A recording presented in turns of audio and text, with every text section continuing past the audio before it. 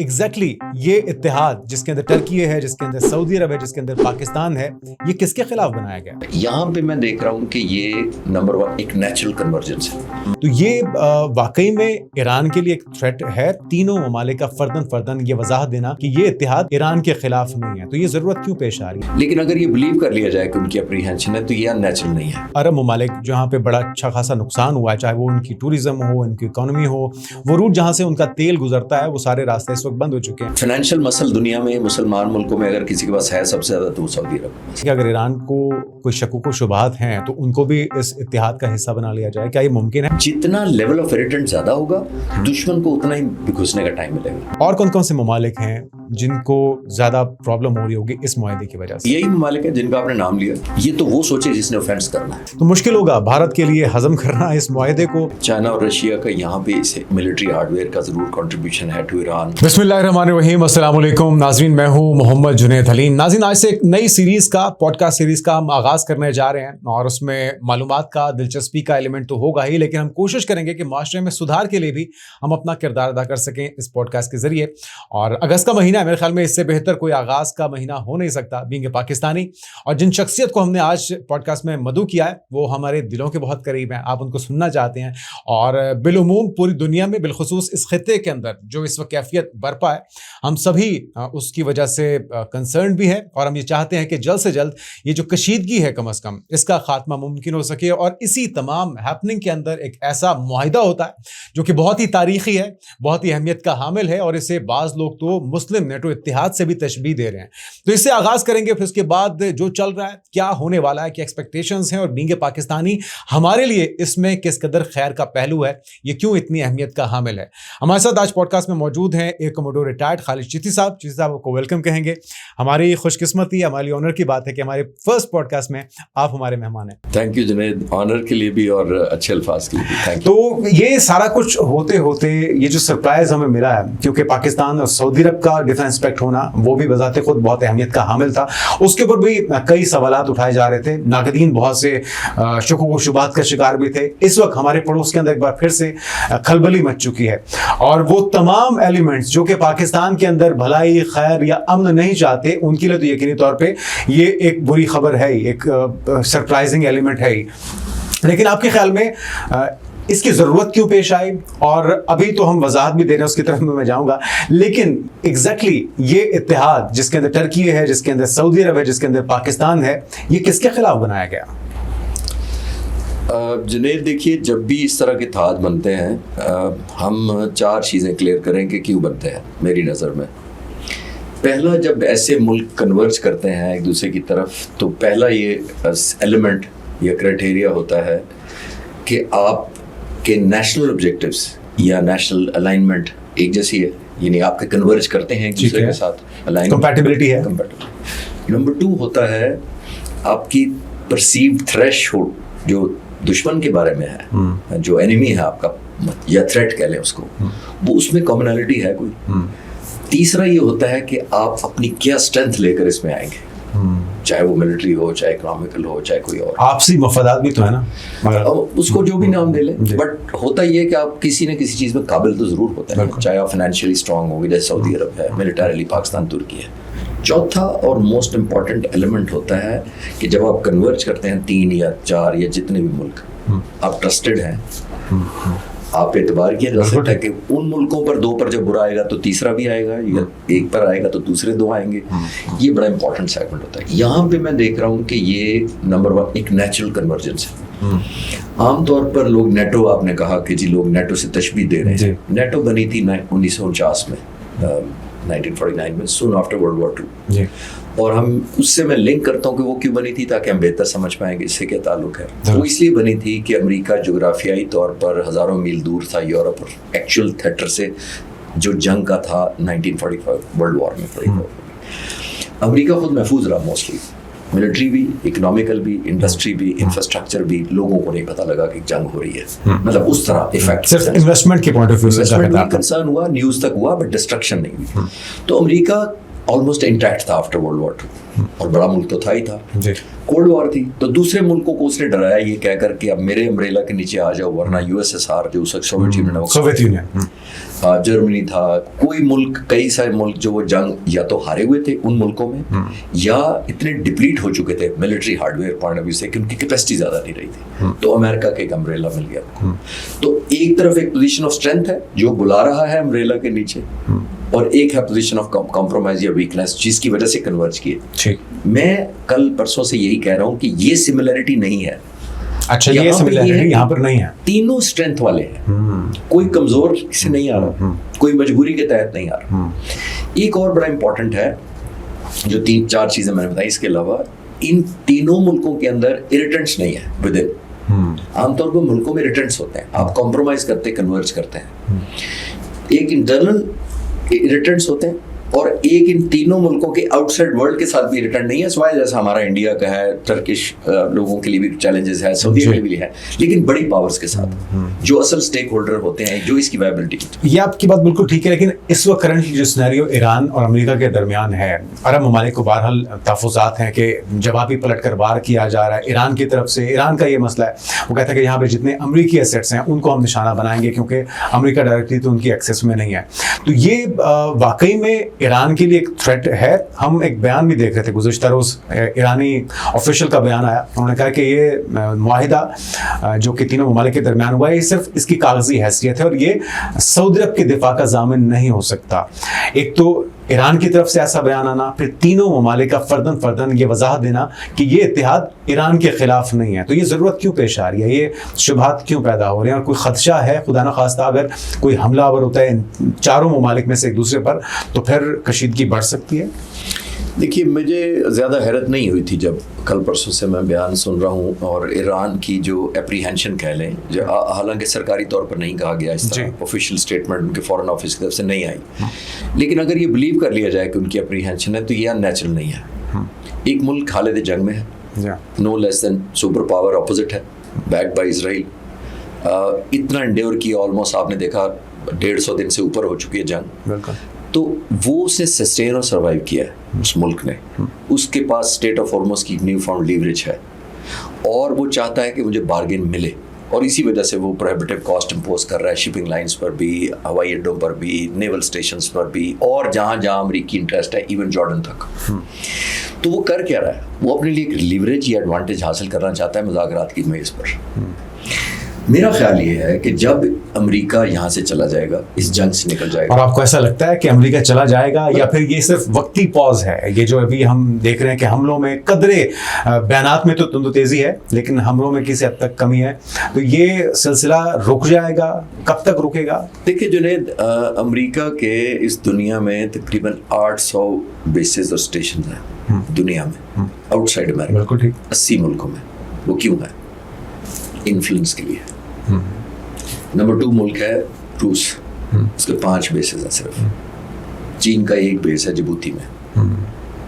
इन दोनों को छोड़ देते हैं जो दूसरे तीसरे नंबर पर है। 800 अमेरिका के क्यों है? एक इन्फ्लुएंस क्रिएट करने के लिए।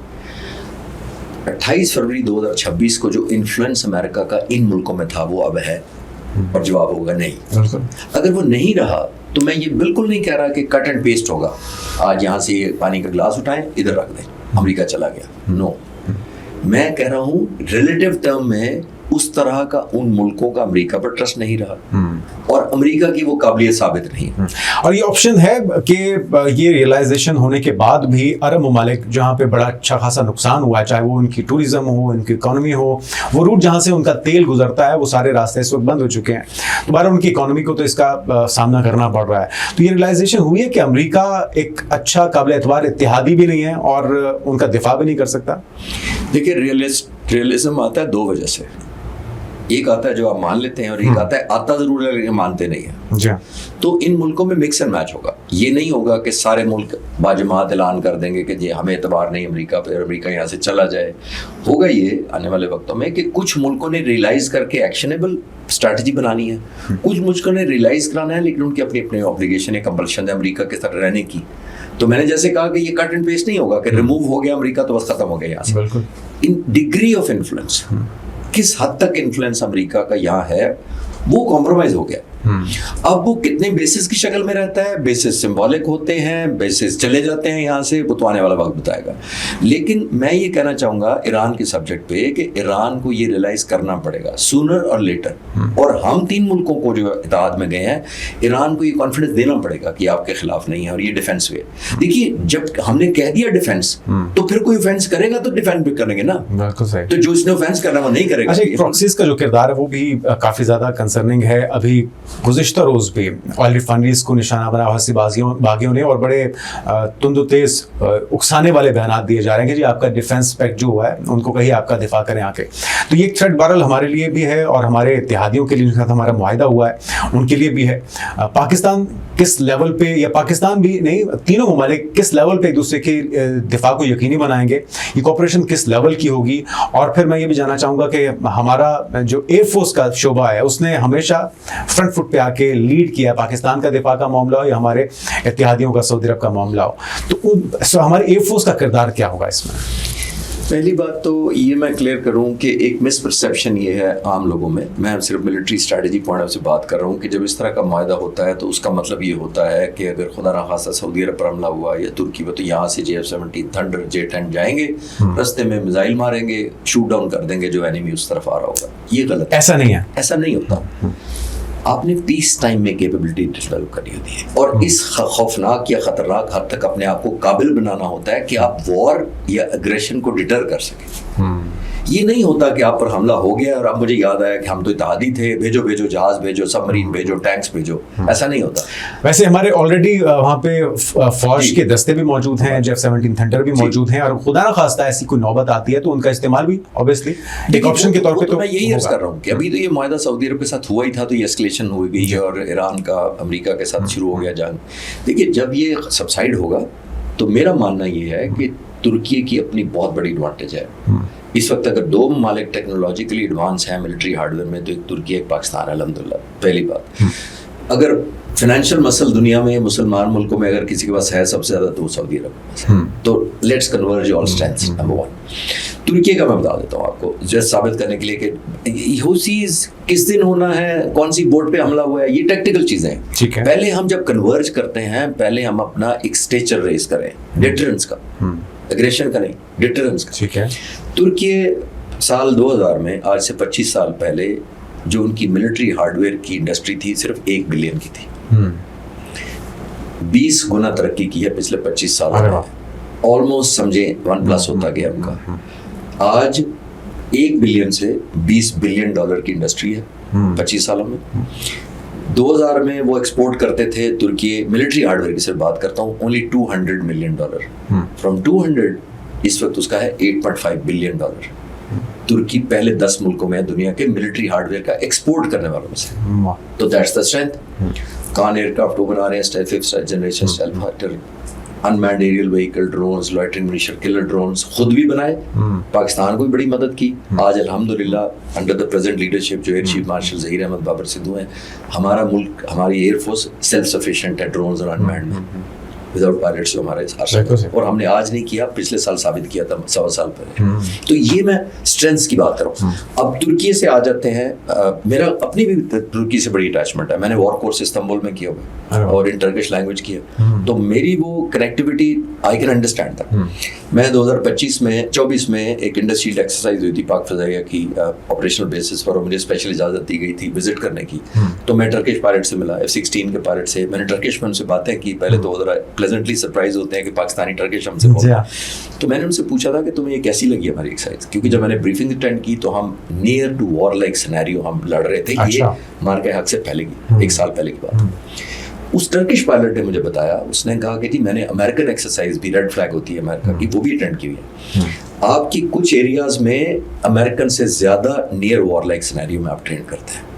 तो ये हमारी मिलिट्री की कैपेसिटी। आपने एयरफोर्स पूछा तो मैंने कहा मैं आपको बता दूं। On top of that Pakistan का न्यूक्लियर थ्रेट, ये क्रेडिबल न्यूक्लियर, हमको ये बुली नहीं कर रहे किसी को, लेकिन सर्वाइवल के लिए तो है, बिल्कुल है, और न्यूक्लियर है डिटरेंस के लिए। और सऊदी अरब, मैंने पहले अर्ज किया कि उसके अपने एक और सेगमेंट नहीं भूलना चाहिए दुनिया में कि तीनों के, मैंने जैसे कहा ना कि कन्वर्जेंस बनी है, पोजीशन ऑफ स्ट्रेंथ से आए हैं, पोजीशन ऑफ कॉम्प्रोमाइज से नहीं आए। हाँ, थ्रेट परसीव करते हैं हम, اور بہت ویلیو ایڈ ہوگی جب وہ ایک جو اگریسر ہوگا اس کو پتا ہوگا کہ 1 نہیں 2 نہیں 3 پہ حملہ ہوگا. بالکل صحیح. اچھا, جو ایران کے تحفظات ہیں, بعض لوگ یہ بھی کہتے ہیں کہ اگر ایران کو کوئی شکوک و شبہات ہیں تو ان کو بھی اس اتحاد کا حصہ بنا لیا جائے. کیا یہ ممکن ہے؟ ہم قطر کے بارے میں, ہم مصر کے بارے میں, کیا آپ کو لگتا ہے کہ اس اتحاد میں اور ممالک شامل تو ہونا چاہیں گے, لیکن ان کو شامل کیا جائے گا, اور کون کون سے آپشنز موجود ہیں؟ ایران کا تو میں بہت زیادہ فیور میں ہوں, مطلب ذاتی طور پر. اچھا, آپ کو لگتا ہے کہ ہونا چاہیے ایران کو؟ ایبسولوٹلی ہونا چاہیے. اس کی وجہ دیکھیں, میں کنونس کرتا ہوں, میں اگر ایرانی, میری تو آواز بہت چھوٹی ہے, لیکن ایرانی لیڈرز آئی ایم شیور میرے سے کہیں زیادہ ذہین ہیں, وہ سمجھتے ہیں. دیکھیے, جتنا زیادہ جنید آپ اس ایریا میں ویکیوم چھوڑیں گے اور گیپ چھوڑیں گے بٹوین دا کنٹریز, دشمن اس کا فائدہ اٹھائے, ایریٹنٹس چھوڑیں گے, جتنا لیول آف ایریٹنٹ زیادہ ہوگا دشمن کو اتنا ہی گھسنے کا ٹائم ملے گا, اپرچونٹی ملے گی. آپ نے دیکھا نہیں, ایران اور مڈل ایسٹ کے جو ممالک کے اندر جب ایران نے بمباری کی یا میزائل داغے ملٹری بیسس پر, ان ملکوں نے ریٹیلیٹ نہیں کیا. اگر وہ ریٹیلیٹ کرتے تو کون خوش ہوتا؟ اس میں تو کوئی راکٹ سائنس نہیں ہے. اب بھی اگر یہ ٹینشن بڑھتی ہے, ایڈ آن ہو جاتی ہے, تو لیٹس بی ویری کلیئر کہ سیلیبریشن کہیں اور ہو رہی ہوگی, اس خطے میں نہیں ہو رہی ہوگی. تو اس سے بہتر ہے کہ ایران کو ریلائز کرنا چاہیے کہ جتنی یونٹی اور جوائنٹڈنس ہوگی اتنا ہی ویکیوم کم ملے گا. جتنا فرق ہوگا, اور خاص طور پہ ان حالات میں ہمیں نہیں بھولنا چاہیے ایک اور سیگمنٹ, کہ امریکہ کا اسلحہ اس وقت بہت حد تک ڈپلیٹ ہو چکا ہے. یہ خبر سچ ہے؟ کیونکہ پیٹ ہیگسیت کی طرف سے اس طرح کا بیان آنا, پھر اس کی وضاحتیں آنا, اور سپر پاور ہوتے ہوئے امریکہ کا ان کے اسٹاک پائلز کا شارٹ ہو جانا, تو وہ کس چیز کی تیاری کر کے بیٹھے تھے؟ وہ ایک ایران جیسے ملک جس کی اتنی پرانی, ہزاروں سال پرانی سویلائزیشن ہے, اس کو صفحہ ہستی سے مٹانے کا دعویٰ کرنا, اور پھر چند ہی مہینوں میں ہوا نکل جانا, یہ کیا واقعی میں؟ میں پچھلے سوال کا اگر آپ اجازت دیں تو جملہ پورا کر لوں, جس سے میں لنک کرنا چاہ رہا تھا. میں یہ کہہ رہا تھا کہ جب آپ کا ویکیوم کریٹ ہوگا اور امریکہ کے پاس اسلحہ کم ہوگا, اسٹاک پائل کم ہوگا, تو ایک ویکیوم کریٹ ہوگا نا امریکہ کی کیپیسٹی ٹو ایکسپینڈ. جب یہاں کمپرومائز ہوگا تو ایک ملک ہے جو پارٹیسپیٹ نہیں کر رہا ہے اس اوفینس میں, اور وہ اسرائیل, اور وہ اپنا اسلحہ انٹیکٹ کر رہا ہے. اور نو لیس دین لیزبل ان کا فارن فائنانس منسٹر ہے, خزانے کا وزیر ہے, وہ کہتا ہے we are happy with confined campaign. تو یہ فساد کی جڑ جنگ شروع کروا کے خود اپنے دامن جھاڑ کے بیٹھ گئے. خوش ہیں کہ آپس میں لڑو, کیونکہ ہمارا اگر اسلحہ بچتا ہے اور کل امریکہ کا ڈپلیٹ ہوتا ہے, اور اگر اس خطے میں کسی کو ضرورت پڑتی ہے امریکن کی, تو اسرائیل کہے گا ہمارا. تو اگر اسرائیلی کو نکالنے کے لیے سارا کچھ ہو رہا ہے. ڈونلڈ ٹرمپ کو یہ سمجھ میں نہیں آ رہا کیا کھیلا جا رہا ہے. اب آپ کا دوسرے سوال جو آپ نے کہا کہ جی یہ اسلحہ ڈپلیٹ ہو گیا, دیکھیے جب سے ورلڈ وار ہوئی ہے, جتنے انویژن کیے ہیں امریکہ نے, وہ دوسروں کے سر پہ کیے ہیں, دوسروں کے سر پہ کیے. نیٹو بن گیا 49 میں, فنڈنگ وہاں سے ہوئی. آپ کوئی بھی ملک اٹھا کے دیکھ لیں, چلے افغانستان پہلے والا دیکھ لیں, 2001 سے لے کے جو طالبان کے ساتھ خلاف جو 9/11 کے بعد ہوا تھا سارے کا سارا, سیریا دیکھ لیں, عراق دیکھ لیں, ویتنام میں تو چلو شرمندگی ہوئی اس کی لمبی سٹوری ہو جائے گی. جہاں جہاں انہوں نے حملہ کیا موسٹلی نیٹو کے ساتھ مل کر کیا. فنڈنگ اکٹھی ہوتی تھی, ریسورسز پول ہوتے تھے, باڈی بیگ سارے ملکوں میں جاتے تھے, تو جب جاتے تھے تو پریشر نہیں بلڈ ہوتا تھا. ہمیشہ امریکہ نے جنگیں شارٹ کرسپ آؤٹ کم لے لیا, جو وینزویلا ماڈل تھا. اور صدام حسین کا 40 دن بمباری کی, فٹ آن گراؤنڈ کیے. 4 گنا چھوٹا ملک تھا عراق ایران کی نسبت. یہ راکی ماؤنٹینز ہیں, پہاڑی علاقہ ہے, وہ ڈیزرٹ اور گرین تھا. جا کر انویڈ کیا, قبضہ کر لیا, اور وہی مس انڈرسٹینڈنگ ہوئی کہ شاید ایران بھی اسی طرح ہوگا. تو میں کہنا یہ چاہ رہا ہوں کہ یہ پہلی دفعہ ہے کہ کسی نے ڈٹر نہیں کیا, ریزیلینس دکھائی, جو امریکہ کے لیے سرپرائز تھی. انہوں نے سوچا تھا یہ اسٹاک پائل کا 10% سے خرچ ہوگا اور ہماری وکٹری ہو چکی, اور ہمارا ٹارگیٹ اچیو ہو جائیں گے, نہ رجیم چینج ہوا, نہ باقی ساری چیزیں, 70% ڈراپ ہو گیا. بالکل. اور آپ کو کیا لگتا ہے, یہ جس طرح سے بھی ہم اس سے پہلے بات کر رہے تھے کہ ایران کو بھی اس اتحاد کا حصہ ہونا چاہیے, تو وہ سارے جو نتائج, جو سینکشنز ہیں, جو پابندیاں ہیں, وہ جو ایران کے اوپر ہے, ظاہری بات ہے وہ پریشر ان باقی ممالک کے اوپر بھی آئے گا, تو وہ اس چیز کے لیے آپ کو لگتا ہے کہ تیار ہوں گے؟ نہیں, میرا خیال ہے ایران تو اس جنگ میں سیز فائر اس وقت تک نہیں کرے گا جب تک ایک reasonably verifiable and trusted take home نہیں لے کر جائے گا. وار ٹرافی کا اپنا مطلب, میں اکثر وار ٹرافی کا یوز کرتا ہوں, اسٹیٹ آف ہارمز بن چکا ہے اب تو. ایران پل بیک کرے گا, یعنی سیز فائر پہ ایگری ہوگا, ایک میننگ فل مینیفیسٹیشن کے علاوہ میں کل پورا پوڈ کاسٹ کرتا ہوں کہ ٹرسٹ ڈیفیسٹ کہاں کہاں ہے, بہت زیادہ ہے. And no less than and no other than President Trump, جنہوں نے JCPOA کو کہا تھا کہ worst deal in American history ہے. اور 25 مہینے میں وہ معاہدہ 2003 نومبر میں انٹرم سائن ہو گیا تھا. 2003 नवंबर से लेकर 15 दिसंबर 25 महीने में वो इंटरम से फुल एग्रीमेंट हुआ, 25 मंथ्स। और 30 महीने बाद प्रेसिडेंट ट्रम्प ने, जब IAEA विजिट कर चुका था, सिर्फ 30 महीने उसकी लाइफ हुई और प्रेसिडेंट ट्रम्प ने उसको वर्स्ट डील कर दिया था। तो ट्रस्ट डेफिसिट तो है, तो इस जंग में भी है। प्रेसिडेंट ट्रम्प कहते कुछ हैं, फिर बैकआउट कर जाते हैं। तो मेरा ख्याल है कि आने वाले वक्तों में ईरान सब्सटेंशियल जब एक टेक होम ले लेगा, पाबंदियां उठ जाए, तेल एक्सपोर्ट करना शुरू कर दे, बैंकिंग चैनल पे आ जाए, वर्ल्ड ट्रेड के अंदर अपना कंट्रीब्यूट, आइडियल ना हो, कुछ ना कुछ उसको ब्रीदिंग स्पेस वेंटिलेटर से हटा दिया जाए अगर, तो मेरा ख्याल है ईरान फिर बेहतर अंडरस्टैंड कर पाएगा हमारी बात भी और इस खित्ते के कंसर्न को। अच्छा, अभी ये जो 3 ममालिक हैं, इनके आपस में मुआहिदा करने से किस किस को परेशानी का सामना करना पड़ रहा है? क्योंकि भारत का तो हम समझते हैं कि फितरी है इस वक्त जो रिस्पॉन्स है, या उनका मीडिया शोर शराबा कर रहा है। भारत का रिस्पॉन्स सिर्फ इसी तरह से होगा प्रोपेगेंडा करने की सूरत में, या कुछ और भी वो संजीदा इकदाम कर सकता है? इसराइल, क्योंकि इसराइल के अल्टीमेट टारगेट्स में से ईरान के बाद शायद वो कहीं पाकिस्तान या तुर्की को भी अपनी लिस्ट में रख के बैठा हुआ। और कौन कौन से ममालिक हैं जिनको ज़्यादा प्रॉब्लम हो रही होगी इस मुआहदे की वजह से? यही ममालिक हैं जिनका आपने नाम लिया, और मैसेज भी उन्हीं को देना था जो हम, जैसे मैंने शुरू में पहले सवाल के जवाब में कहा कि परसीव्ड एनिमी भी होता है, आपका थ्रेट परसेप्शन भी कॉमनैलिटी होनी चाहिए। इसमें कोई शक नहीं कि इजराइल फैक्टर रहा है, लेकिन इजराइल की खासतौर पे अल्हम्दुलिल्लाह पाकिस्तान पर तो हिम्मत नहीं हुई इतने सालों में, लेकिन नेक्स्ट तुर्की का वो नाम ले रहे थे, और तुर्की को भी ज़रूरत थी कि एक एलिमेंट ऑफ सिक्योरिटी और ट्रस्ट हो मुल्कों के दरमियान। तो मेरा ख्याल यही मुल्क है, और जैसे मैंने कहा कि ये तो वो सोचे जिसने ऑफेंस करना है। अगर आप हमारे खिलाफ इविल डिजाइन नहीं रखते तो फिर आपको परेशानी होने की जरूरत नहीं। हमने ये तो नहीं कहा कि अब थोड़े दिन में हम ऑफेंस भी लॉन्च करेंगे या पार्ट 2 होगा ऑफेंस का। हम तो कह रहे हैं डिफेंस के लिए, आप मेरा घर आके दरवाजा तोड़ेंगे, मैं फायर करूंगा, तो अब ना तोड़े। अच्छा, पिछली बार उन्होंने देखा है कि 10 मई के बाद, क्योंकि जो पाकिस्तान ने हमारे हक में दिफा किया अपनी सरहदों का और जंजान नंदान शिकन जवाब भी दिया, तो उसके बाद हमने देखा कि बड़ी कंपेन्स चलाई गई, टर्की से नफरत की, अपने टूरिज्म को वहाँ पे बढ़ाने से रोका गया। आमिर खान के ऊपर बड़ी तनकीद हुई, जो वो फर्स्ट लेडी से मुलाकात हुई तो बड़ी तारीफें कर रहे थे। प्रोडक्ट्स टर्किश उनका बायकॉट किया गया। तो अभी क्या होगा? अभी तो बाकायदा अब तो रिटर्न एग्रीमेंट हो गया। देखिए, तुर्की का तो कोई डिस्प्यूट रहा ही नहीं कभी कि वो जितना करीब हमारे है। मैं तो किसी को नहीं, इसलिए नहीं कि मैंने वहाँ वॉर कोर्स किया है या मैं वहाँ दोस्त हैं मेरे कुछ, तो मैं उनको करीब समझता हूँ। तुर्क आज भी आप चले जाएं तो वो, और उस वक्त भी वो हमें सबके सामने खड़े होकर कहते थे, not because of Khalid Chishti, because I am a Pakistani. वो दिल से मोहब्बत करते हैं पाकिस्तानी। वो कह रहे थे ये दोस्त हैं, तुम भाई। They would not hesitate. वो नहीं समझते थे कि यार ये 10 लोग जो खड़े हैं माइंड करेंगे। मतलब imagine, they are not diplomatic about it, या कोई मसले से काम नहीं लेते। और हमने खिलाफत उस्मानिया के दौरान मदद की थी, वो भूली नहीं है, अपनी नस्लों को पास ऑन किया हुआ है। मैं नई नस्ल के बच्चों को बताता चलूँ कि खिलाफत उस्मानिया में हमने मदद की थी जब इंडिया पाकिस्तान इकट्ठा था। यहाँ लिटरली औरतों ने अपनी ज्वेलरियाँ बेच के। अच्छा। हाँ जी। और मुझे एक तुर्क ने बताया, शायद मौजूद से ना हट जाए, एक तुर्क दोस्त है कि यहाँ आया, मुझे उसने कहा मेरी माँ ने मुझे बताया था, आप जरा विजुलाइज नहीं कर सकते सिचुएशन को, कि यहाँ जब चंदा इकट्ठा हो रहा था तो तुर्क मुझे सुना रहा है कि यहाँ एक मुसलमान औरत ने इंडिया में एक कैंप में जाकर जहाँ चंदा इकट्ठा हो रहा था अपना बच्चा ऑफर किया था। अरे वाह, कि इसके क्या जज्बा होगा।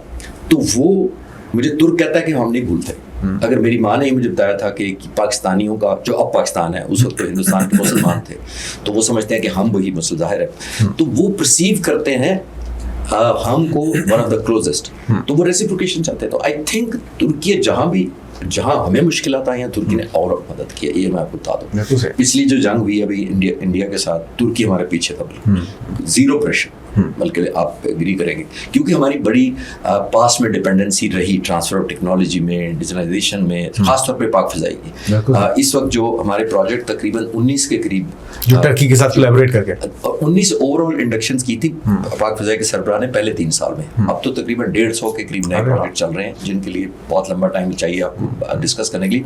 लेकिन तुर्की सबसे पेश भी था, और जिसको कहते हैं ना ऑल आउट, कि आप जो चाहिए ले जाएं, दैट काइंड ऑफ जेस्चर कोई मुल्क नहीं देता। वो पहले फाइनेंशियल गेन करते हैं, फिर मसले तक करते हैं, फिर सुपर पावर की तरफ देखते हैं, कोई नाराज तो नहीं हो जाएगा। तुर्की ने कभी ऐसा नहीं किया, और लाइकवाइज पाकिस्तान ने किया। मैं आपको एक दिलचस्प बात बताता हूँ, मैं अपने एक्सपीरियंस से, मैं तो वापस आ चुका था कोर्स करके, 2003 में हमारा ज़ल्ज़ला आया था कश्मीर वाला। मुझे एक तुर्क दोस्त ने कहा कि यहाँ शहर में बैनर लगे हुए हैं बैनर लगे हुए हैं टर्किश लैंग्वेज में अपने लोगों को, उस पर ये लिखा हुआ है टर्किश में कि this is our time to pay back to Pakistan. एक तो 2005 का 2005 की बात कर जी, कि ये हम this is our time to pay back to Pakistan.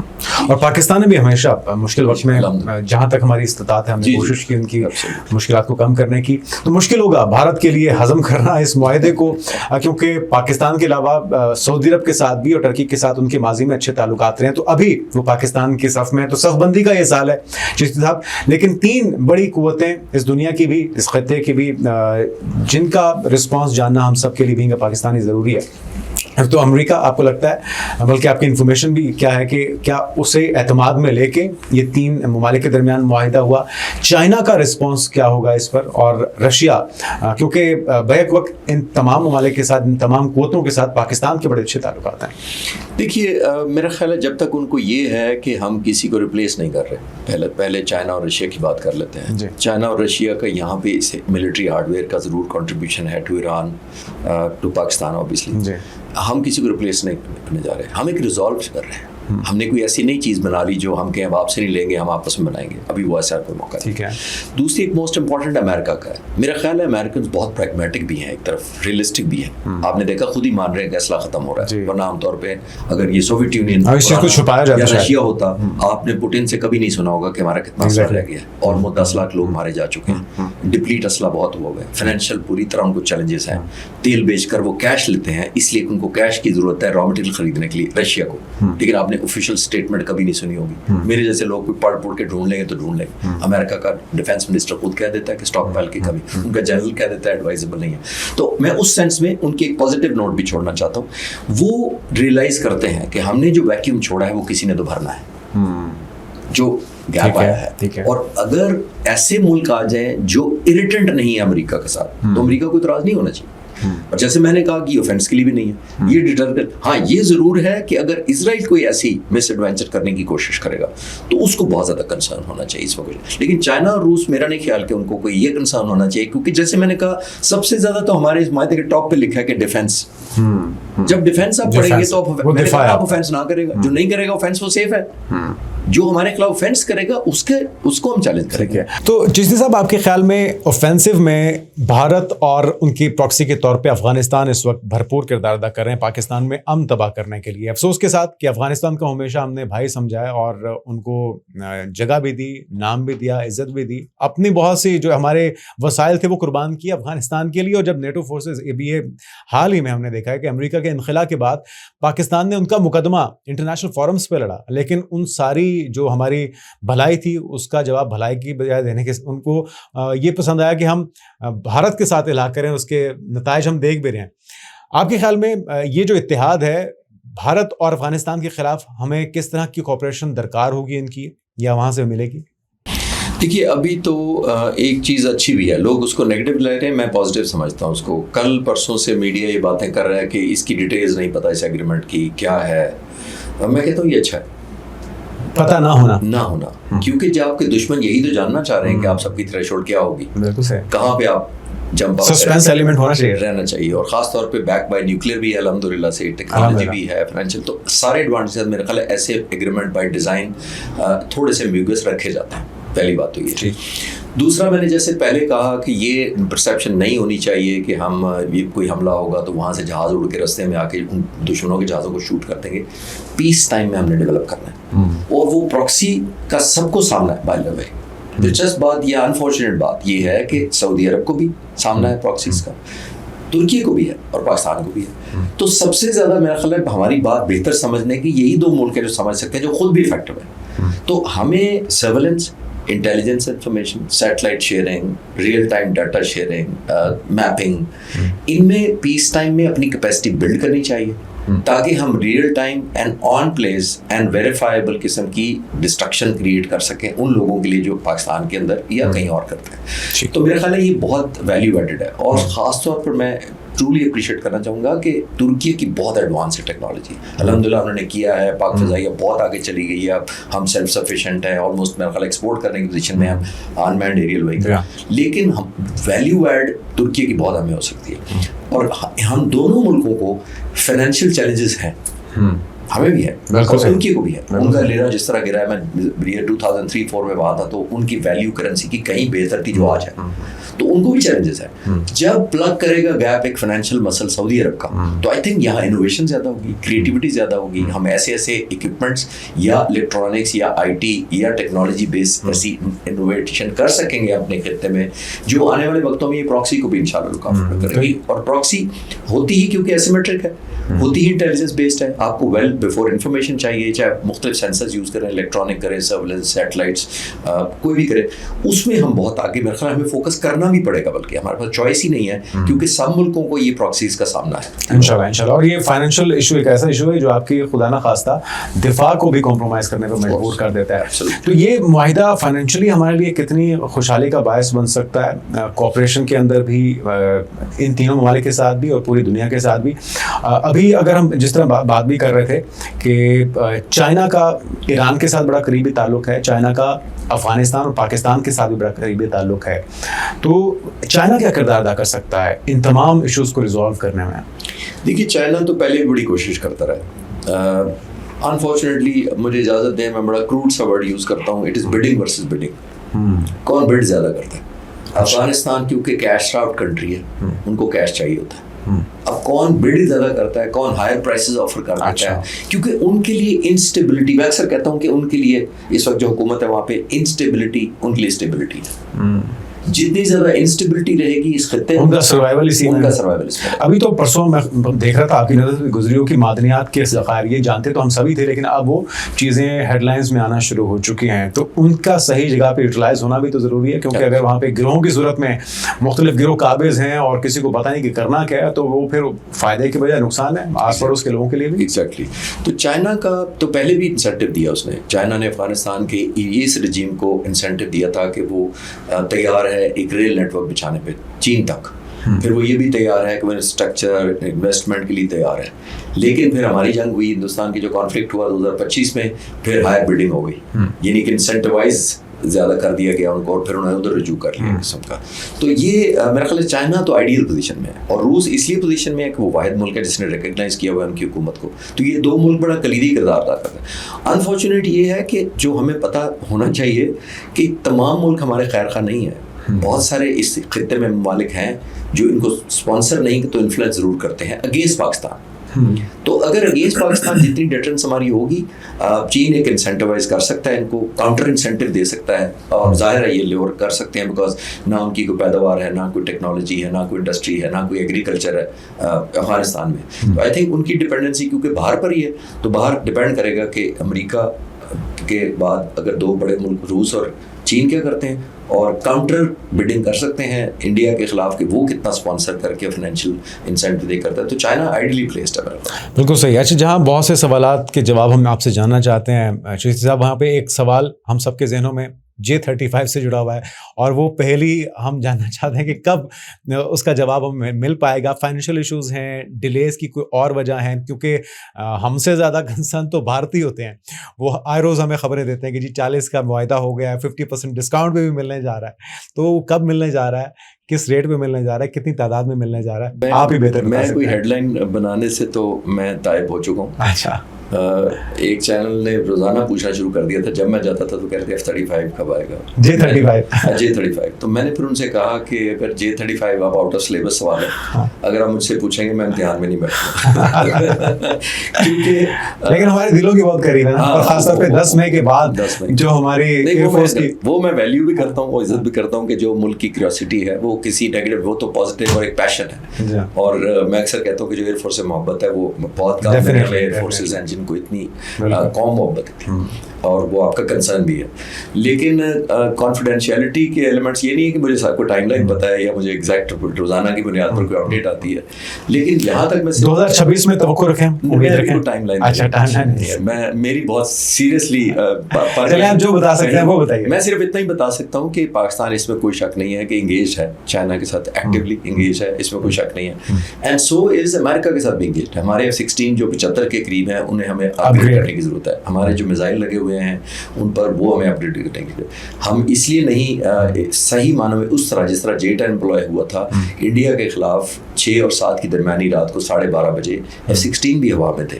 लोगों को ये मिसपरसेप्शन है कि हमें अमेरिका ने इजाज़त नहीं दी. पहले तो कौम को मैं अच्छी खबर आपके साथ दूं कि हमारे कोई पाबंदी नहीं है. F-16 इस्तेमाल नहीं होंगे, खुल के इस्तेमाल होंगे अपने दिफा के लिए, जो भी जायज़ करे. एनीबडी, कुछ ऐसी नहीं है. इवन अभिनंदन की शूटिंग में भी उस फ्लीट के अंदर F-16 है. तो let's be very clear about it. पहली बात, F-16 हमारा, मैं थोड़ा सा उधर फिर तो J-35 हो या चाइना से या F-16 हो, हमारी तो लिथैलिटी हम बढ़ाना चाहते हैं. हम अमेरिका से ये भी चाह रहे हैं कि F-16 हमें अपग्रेड करें, क्योंकि F-16 उस रात को इसलिए इंगेज या शूट नहीं कर सके थे कि राफेल के पास जो मिसाइल लगा हुआ था वो तकरीबन 150 किलोमीटर का. अच्छा. और उसी आधी रेंज का F-16 के पास. तो जाहिर है F-16 को इतना करीब जाने की राफेल इजाजत नहीं देता. अगर वो फायर कर देता पहले तो हमारा ज़्यादा नुकसान हो जाता.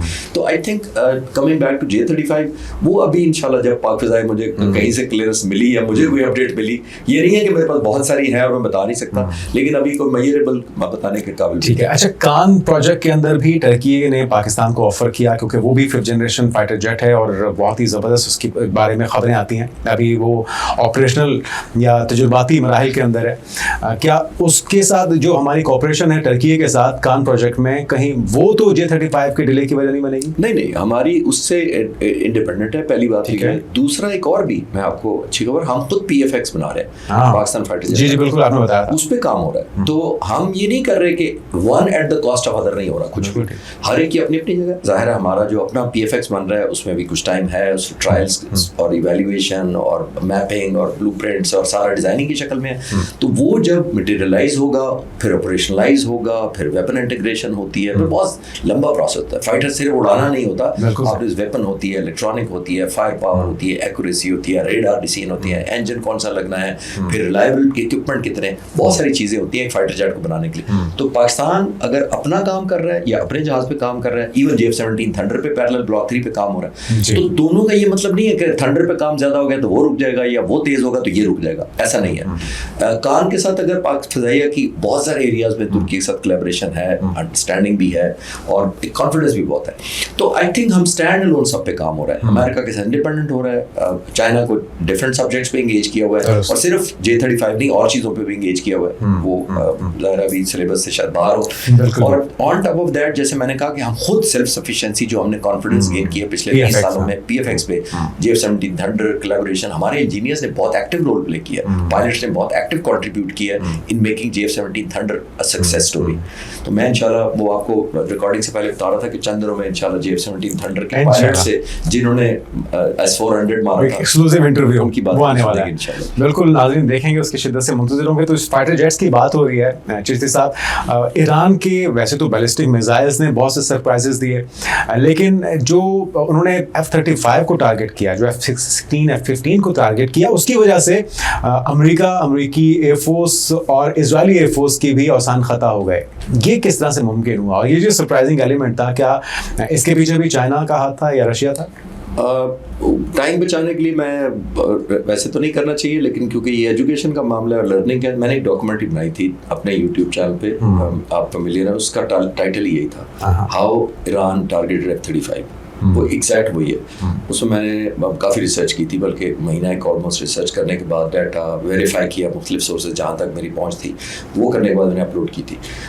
उसमें चाइना का उस दिन या उस पर्टिकुलर शूटिंग में नहीं था, एनेबल ज़रूर किया. ईरान को ये पता था कि जब भी मुझ पर हमला होना है, कई सालों से पता था, और वो दुनिया की सबसे बड़ी एयरफोर्स ने करना है, बैक्ड बाय इजराइल. तो उसने तैयारी की थी और उसको पता था कि मैं कन्वेंशनल जो रेडार्स होते हैं वो मेरे जैम हो जाएंगे या तबाह कर दिए जाएंगे. तो उसने अनकन्वेंशनल किया था. उसको मैं उस वीडियो को मैं समराइज 1 मिनट में कर देता हूँ. वो किया था उसने basically the formula of triangulation. Triangulation ये होती है कि अगर ये इस तरफ एयर कंडीशनर चल रहा है ना, तो जो वहाँ बैठेगा वो कहेगा राइट पे एयर कंडीशनर चल रहा है, और मैं बैठा कहूँगा पीछे चल रहा है, और जो बाहर बैठा होगा वो इधर मुंह करके कहेगा मेरे सामने चल रहा है. तो जब हम तीनों एक दूसरे से पूछेंगे कि कहाँ चल रहा है, तो हम आइडेंटिफाई कर लेंगे एयर कंडीशनर, क्लैरिटी आई. तो F-35 اور جو 15 مارے گئے تھے انہوں نے ٹرائنگولیشن کی تھی. اور یہ آج کا نہیں ہے, میں نے اس ڈاکومنٹری میں یہی کہا کہ یہ تقریباً 100 سال پہلے یا اس سے بھی پہلے جو جنگیں ہوتی تھی وہ آواز سن کے ہوتی تھی, گھوڑوں کی چاپ, ہاتھی کتنے آ رہے ہیں. ایسے ایکسپرٹ تھے لوگ جو کان سے اندازہ لگاتے تھے کہ اتنے کی فوج ہے, اتنے ہاتھی ہیں اور اتنے گھوڑے ہیں, ساؤنڈ سے امیجن کریں. تو ایران نے بھی یہی کیا, ٹرائنگولیشن آف ساؤنڈ کیا, پھر اس کو جیومیٹری میں لگایا, پھر اس نے اپروکسیمیٹ جگہ نکالی اور وہاں میزائل فائر کیا. امریکنس کو یعنی یہ ایک پیسو سسٹم ہے جس کے اندر آپ ٹرانسمٹ نہیں کرتے.